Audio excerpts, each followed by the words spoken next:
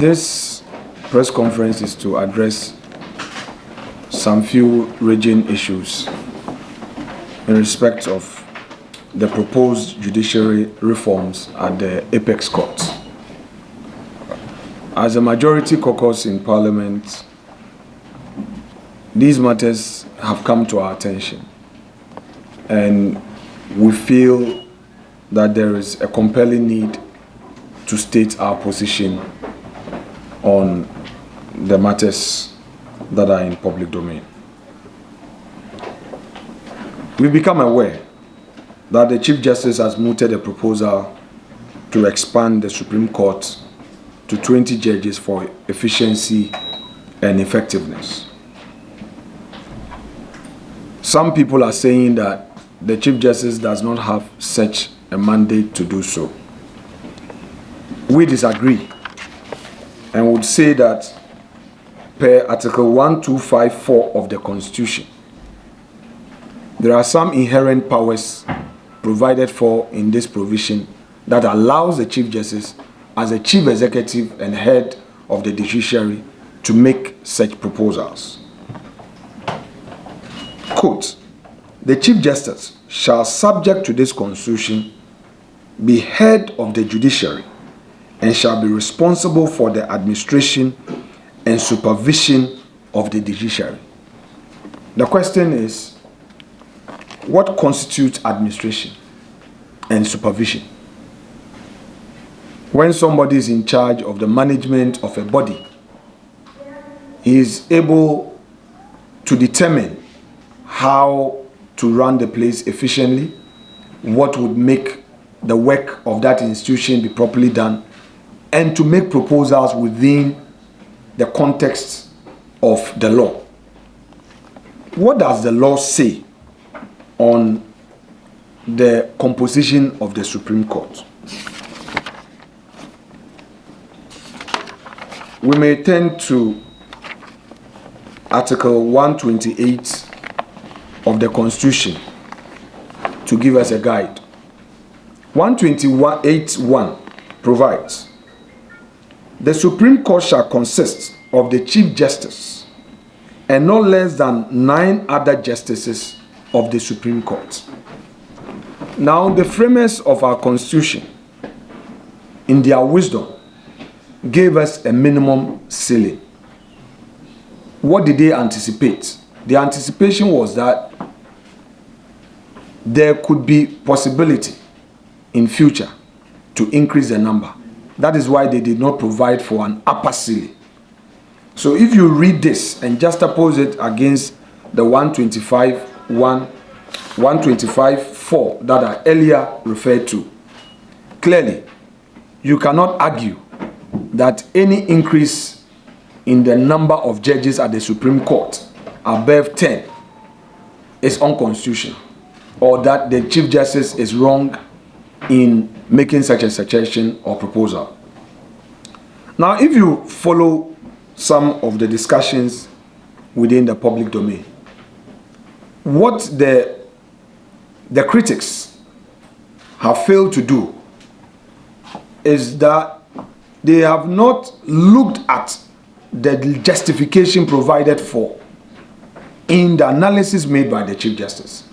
The Chief Justice did not just write a letter sitting on stilts. She justified it and made very compelling arguments. In fact, as per what we have become aware, the Ghana Bar Association was duly consulted, and the Bar Association, in principle, agreed to say. Other stakeholders also agreed to the need to expand our courts. But the argument which we in the Majority Caucus disagree with is the argument of timing. The timing. What is it about the timing? An institution like the Supreme Court, an institution like the judiciary, with its constitutional mandate to deliver justice, is not bound by election timetable of the country. What these critics try to create, the impression they try to create, is that all that the Supreme Court does is to determine political cases. But I can tell you on good authority that the Supreme Court of Ghana, the political cases that perhaps go there, may not even be up to 2% of the cases that they deal with. Several cases go there. So the narrow path taken by these critics to create the impression that, oh, the timing is neither here nor there. In any event, to what use or to what benefit would it be to the president, Nana Addo Dankwa Akufo-Addo, to pack the court or do last minute appointment? In fact, of all the judges now in office at the Supreme Court, you have two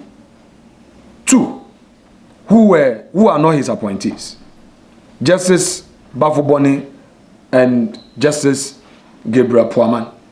All other judges were appointed by His Excellency Nana Addo Dankwa Akufo-Addo. So, as astute politician as he is known to be,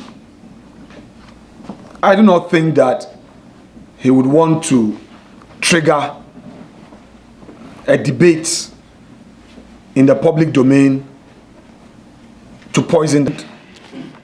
Encourage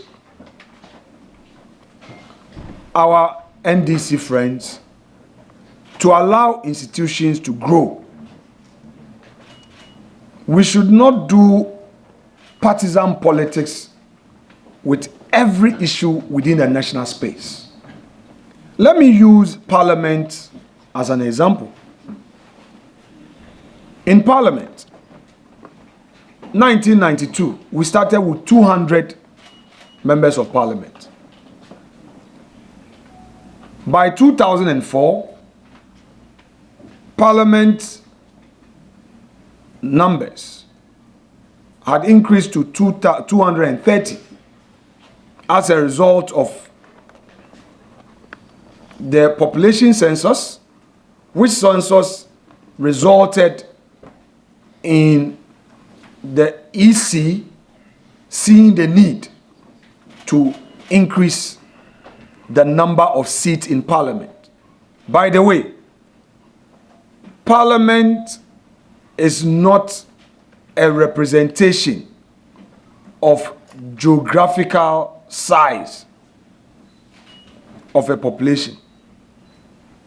It is a representation of the people. Parliament is there to allow for fair representation of the people.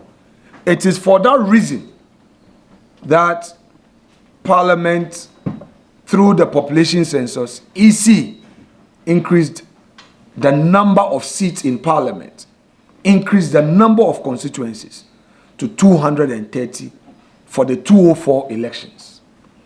And by 2012, after we had successfully done another population census, the seats in Parliament again increased to 275. And as we entering 2024 elections, we all know the raging argument that came from SAL, where our good friend Franklin Kujo was all over the place making a strong case for the people to be represented because of the creation of new districts and all. We are going into 2024 election with 276 constituencies. So we have arrived thus far because of the need to take democracy closer to the people. So if it is being done for Parliament by a constitutional body, and same justification of population growth is the case, why would anybody think that all that the Supreme Court does is to determine political cases. So an increase in the number of judges at the Supreme Court will mean a particular political party will be favored. I think we can do better than that. We can do better than that. Thank you very much.